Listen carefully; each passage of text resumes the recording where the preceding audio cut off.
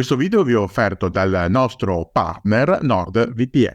Tutti i dittatori nella storia hanno avuto delle passioni o delle vere e proprie ossessioni, ma se noi analizziamo uno dei maggiori dittatori o uno di quelli che arriva immediatamente in mente se si pensa alla dittatura, cioè Adolf Hitler, si trovano tante stranezze, la sua passione per il cane Blondi, la sua passione per Wagner, oppure la sua stretta amicizia con un architetto poi nominato addirittura ministro degli armamenti. Cosa ci azzecchi l'architettura con l'organizzazione industriale lo sapeva solo Hitler, per quanto la sua scelta si rivelò abbastanza felice. Eppure quell'uomo, l'architetto di Hitler, chiamato anche l'architetto del diavolo, avrebbe rivestito un ruolo molto più importante di quello di semplice realizzatore delle fantasie architettoniche del Führer. Sarebbe stato l'esecutore fedele, ma fino a un certo punto, dei suoi desiderata, e nel dopoguerra avrebbe avuto un ruolo prima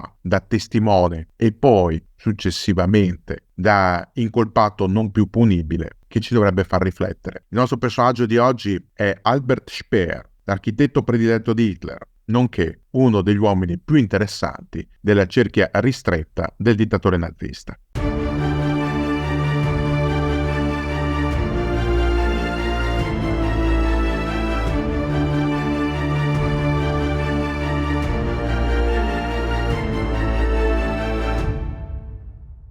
A proposito di passioni, c'è chi ha fatto della protezione digitale non solo la propria passione, ma anche, soprattutto, la propria mission aziendale. È il caso dei nostri amici e sostenitori di NordVPN. Il nostro sponsor e sostenitore NordVPN vi propone una grandiosa offerta. Per aderire basta cliccare sul link che trovate qui sotto o in descrizione del video e prevede uno sconto esclusivo più 4 mesi extra su tutti i piani biennali, sempre con la solita forma: 30 giorni di prova, soddisfatti o rimborsati. Il mondo NordVPN propone diversi vantaggi, a cominciare dall'accesso a contenuti streaming internazionali non disponibili nel nostro paese per blocchi di vario tipo, e poi una sicurezza migliorata su tutti i wifi pubblici, pensate a quelli degli aeroporti, delle stazioni e chiaramente degli hotel, quindi l'ideale per chi viaggia. Ma molti si domanderanno: perché devo pagare un servizio di VPN come NordVPN e non utilizzare una VPN gratuita? Uno dei modi principali in cui le VPN gratis guadagnano è attraverso la vendita dei vostri dati personali. A chi? Ai broker. Le aziende pubblicitarie acquistano poi questi dati per scoprire di più sulle abitudini d'acquisto degli utenti, così da rendere più efficaci le proprie campagne che vanno a vostro scapito. L'esatto contrario di NordVPN, che ha un prezzo decisamente ragionevole, anzi molto conveniente, vi dà la sicurezza di poter navigare in totale tranquillità, al riparo da curiosi, da spioni, come a volte ne incrociamo nei nostri video, o da malintenzionati, con la possibilità di accedere a contenuti validi in tutto il mondo e con la piena garanzia. Soddisfatti o rimborsati? Beh, cosa volete di più? Non lo so io!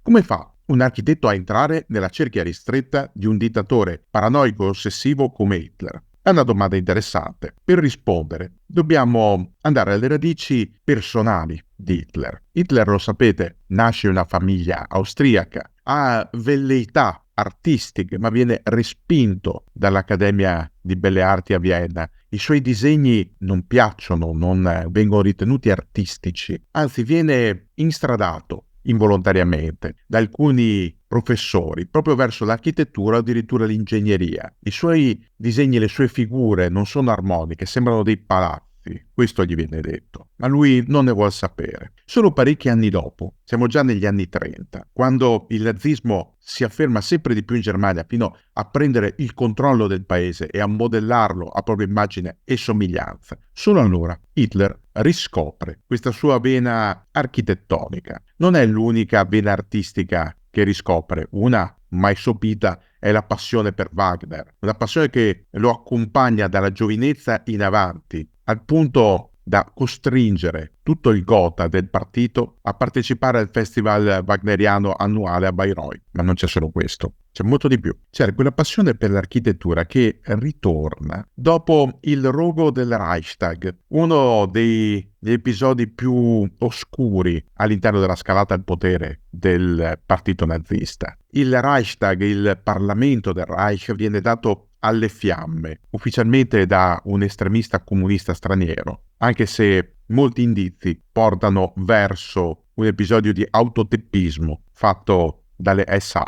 per ordine di Hitler stesso o di qualcuno della sua cerchia. Fatto sta che dopo il rogo si propone una ricostruzione del Reichstag, ma non solo, anche una ristrutturazione della cancelleria. E per quest'ultimo ruolo di ristrutturazione viene coinvolto un giovane architetto, si chiama Albert Speer e non ha ancora 30 anni. È un professionista affermato, ha svolto studi di grande valore, è stato allievo di un grande architetto come Heinrich Tessenow, ha collaborato con studi di spessore nell'ambiente, ma non è quello che si direbbe un nazista della prima ora. Ha preso la tessera solo nel 1931, dopo insistenze da parte dei suoi studenti alla facoltà di architettura, che lo spingevano a frequentare almeno qualche riunione, almeno qualche adunata del sempre più forte partito nazista. Speer si era sempre tenuto distante dalla politica, non aveva mai fatto trapelare né simpatie né avversioni. È rimasto in equilibrio, uno dei pochi tedeschi capace tra il fine degli anni 20 e l'inizio degli anni 30 di restare equidistante da un ambiente sempre più turbolento. Ricordiamo che la Germania in quel periodo, fra la fine degli anni 20 e l'inizio degli anni 30, vive giorni molto tumultuosi. Il crollo dell'economia, il crollo del marco che non vale la carta e l'inchiostro con cui viene stampata la moneta, la politica che diventa frenetica, le marce delle SA nelle strade, le aggressioni agli avversari, il Parlamento che si scioglie più e più volte incapace di sostenere un esecutivo, il vecchio presidente von Hindenburg che alla fine è costretto, dopo aver fallito con von Papen e con von Schleicher, a incaricare lui, l'odiato Adolf Hitler, il caporaletto coi baffetti, un uomo che è agli antipodi rispetto alle tradizioni rappresentate da Hindenburg. E quell'uomo coi baffetti ha dei progetti in mente decisamente grandiosi, anche a livello scenico. È il periodo in cui in Germania si afferma l'arte figurativa di Josef Thorak, uno scultore che incarna nelle proprie opere la fisicità e il cameratismo portati avanti come idea proprio dal nazismo. Le opere di Thorak sono inconfondibili, vengono viste un po' ovunque. Addirittura arrivano all'Esposizione Mondiale di Parigi nel 1937 dominando il padiglione dedicato alla Germania. Scherzosamente, anche all'interno degli ambienti nazisti, lo scultore viene chiamato Thorax per la sua predilezione per i toraci muscolosi delle sue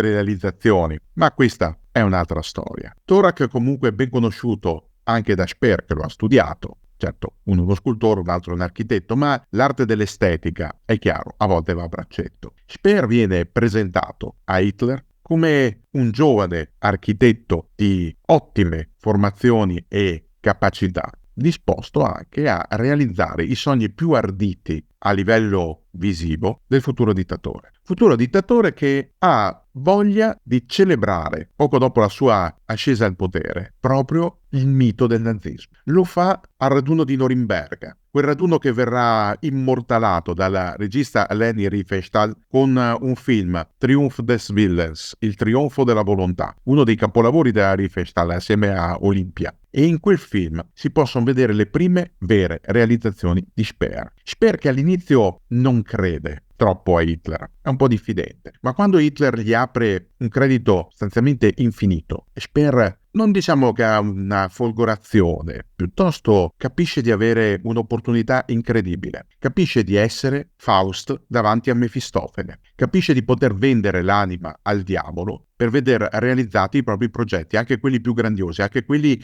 teoricamente irrealizzabili. Speer cura l'allestimento dello stadio Zeppelin per il raduno di Norimberga e da quel momento in avanti diventa l'architetto prediletto di Hitler, ma non solo per allestimenti o per la ristrutturazione della cancelleria o per il nuovo Reichstag, no, per molto di più, perché Hitler ha in mente una ristrutturazione, anzi un rifacimento totale del mondo. Di questo ci resta un plastico, un plastico fatto realizzare da Hitler su progetto di Speer, che si chiama Welthauptstadt Germania, capitale del mondo Germania. È un plastico di quella che dovrebbe essere la nuova Berlino dopo che il nazismo avrà vinto la guerra e conquistato praticamente il globo. Berlino dovrà diventare Germania, la nuova megalopoli capitale dell'intero pianeta. Una megalopoli basata su un insieme tra l'arte classica e gli ultimi ritrovati, abbandonando però l'architettura razionalista.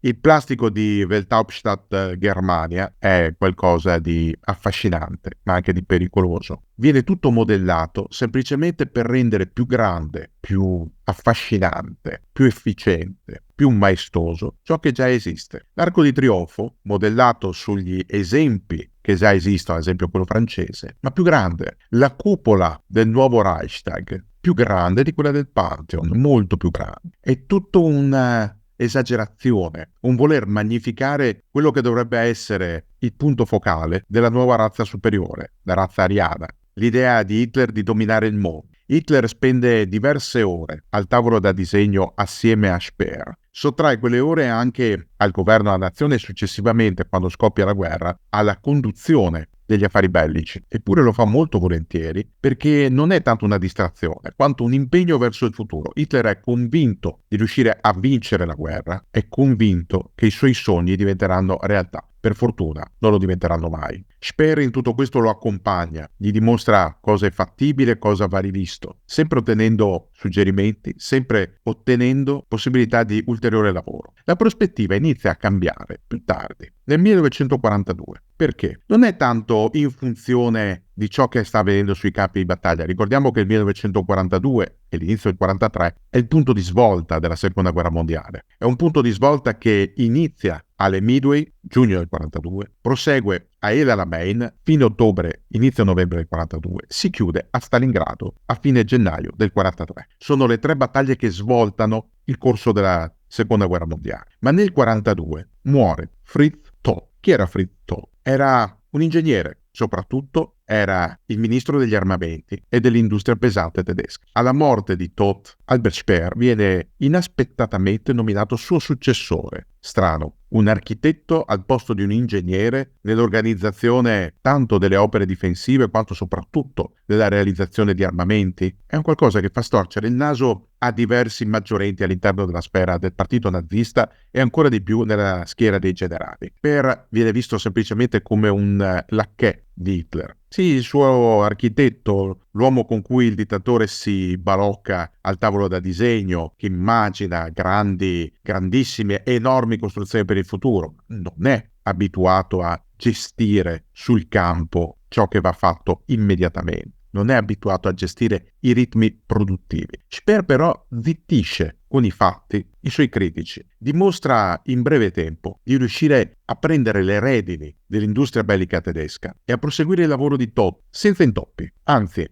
per certi versi migliorando la gestione, ad esempio fronteggiando la necessità di riparare gli impianti danneggiati dai bombardamenti con una certa rapidità. Nel 1944, nonostante l'economia tedesca sia già entrata in crisi, nonostante appunto gli bombardamenti alleati, nonostante la scarsezza sempre più evidente di materie prime, Speer riesce a ottenere risultati decisamente buoni. Lo si vede sui campi di battaglia dove i nuovi carri Tigre e Koenigsegg iniziano a fare la loro presenza e a farsi sentire. Non solo, si vede anche nella produzione di quelle che dovrebbero essere le Wunderwaffen, ne abbiamo già parlato in video apposito, lo trovate nel canale, quelle armi prodigio che dovrebbero cambiare il corso della guerra. Speer è l'uomo di fiducia di Hitler, ma la fiducia non è mai eterna. Su Speer in realtà si accendono i riflettori, anche da parte degli alleati che iniziano a interessarsi a quel ministro così strano. Il giornalista e scrittore Sebastian Effner sul giornale londinese The Observer scrive a proposito di Speer: dei vari Hitler, dei vari Himmler riusciremo a sbarazzarcene, ma con gli Speer dovremmo fare i conti ancora a lungo perché è un tecnico puro, è un abile organizzatore. È un giovane uomo brillante, senza bagaglio e senza altro scopo che seguire la propria strada, senza altri mezzi, se non le proprie capacità tecniche e manageriali. Insomma, Speer si sa fare, ha dimostrato di valere, ma Speer, quella fiducia che Hitler gli aveva dato in maniera incondizionata, a un certo punto decide di non volerla più. Lo decide nel marzo del 1945, di fronte al decreto Nerone, il decreto con cui Hitler ordina la terra bruciata. Hitler ha capito che la Germania è destinata a perdere, e a perdere in maniera rovinosa, e dietro di sé non vuole lasciare nulla, ma proprio nulla. Non è bastata Varsavia rasa al suolo, avrebbe voluto vedere anche Parigi rasa al suolo, ma così non è stato. Trovate anche questo argomento nel canale. Vuole che l'intera Germania diventi una landa spianata con la dinamite, non dai bombardamenti alleati, non dai combattimenti. Gli stessi tedeschi devono distruggere tutto, non deve restare più nulla, specialmente dell'apparato produttivo tedesco. Alleati e sovietici non devono impadronirsi di nulla. E qui Speer, per la prima volta, dopo tanti anni, disubbidisce, non ce la fa a mandare in fumo il lavoro paziente di anni e anni, non tanto suo quanto degli industriali e di chi materialmente ha costruito quelle fabbriche e quei impianti. Disubbidisce, arriva a sabotare i piani di distruzione. Per questo motivo Hitler lo mette in disparte. Non ne ordina la destituzione, non ne ordina la fucilazione come avviene per altri, ma lo mette in disparte. Speer è ancora nel Führerbunker di Berlino, poco prima della caduta. Scappa, prima che Berlino resti isolata. Scappa a nord, a Flensburg, vicino al vecchio confine con la Danimarca, non più esistente dal 1940. A Flensburg si costituisce un nuovo governo, il governo von Krosigk, il governo organizzato dal grande ammiraglio Karl Dönitz, nominato successore dallo stesso Hitler. Un governo che dura 10 giorni. Il tempo per trattare la resa incondizionata con gli alleati. Ed è proprio a Flensburg che Speer viene arrestato, interrogato, messo sotto processo a Norimberga. Speer erige una propria linea difensiva, innanzitutto isolandosi rispetto agli altri gerarchi, poi dichiarando di provare vergogna per quanto è avvenuto e di non sapere, di non conoscere determinati fatti.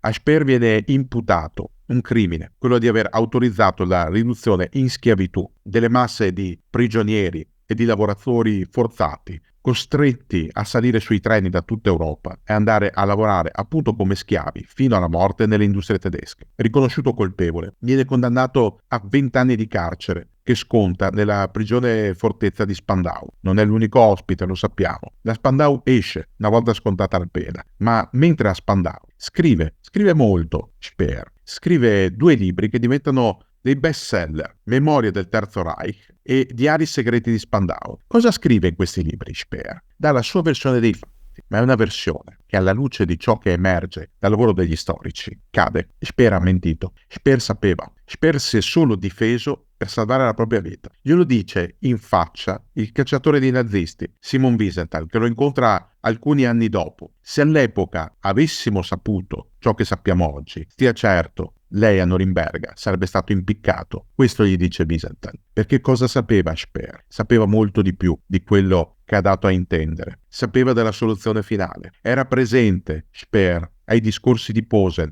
nell'ottobre del 1943, quando Himmler, parlando ai generali delle SS, ai Gauleiter, ai Reichsfighter e agli altri funzionari del partito, disse chiaramente cosa avevano in mente di fare con la soluzione ebraica. Avevano deciso per lo sterminio e questo Speer lo sapeva. Speer aveva cercato di difendersi dicendo che aveva progettato negli ultimi giorni di assassinare Hitler immettendo del gas velenoso nelle condutture del bunker sotterraneo sotto la cancelleria, un bunker che aveva progettato e costruito lui stesso, ma era un coup de théâtre, una boutade, non era vero. Speer non aveva mai pensato di fare una cosa del genere, aveva solo dichiarato ciò per accreditarsi come un pentito dell'ultima ora. In realtà Speer, pur non essendo più nelle grazie di Hitler, per essersi opposto alle distruzioni indiscriminate, non aveva mai rinnegato, aveva solo cercato di salvare se stesso. Albert Speer muore da uomo libero in un ospedale a Londra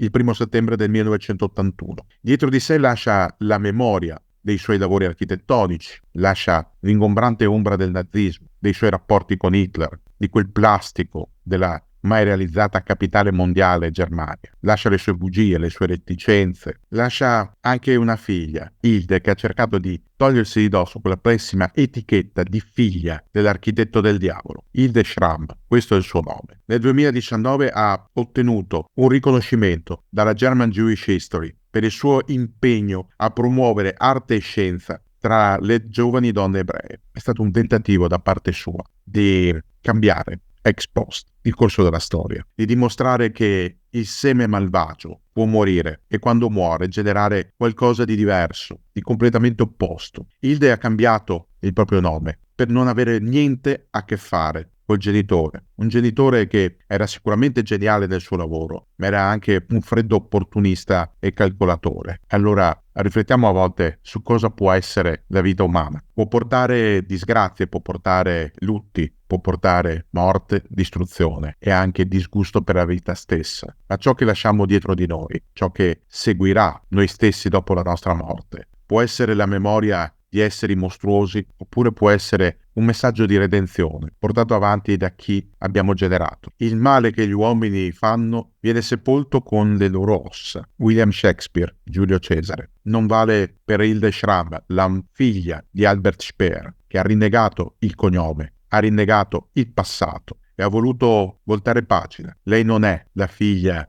dell'architetto del diavolo. Lei ha voluto dimostrare che tedesco non è uguale nazista, che Speer è un nome del passato e che le azioni valgono molto, molto di più di qualsiasi parola.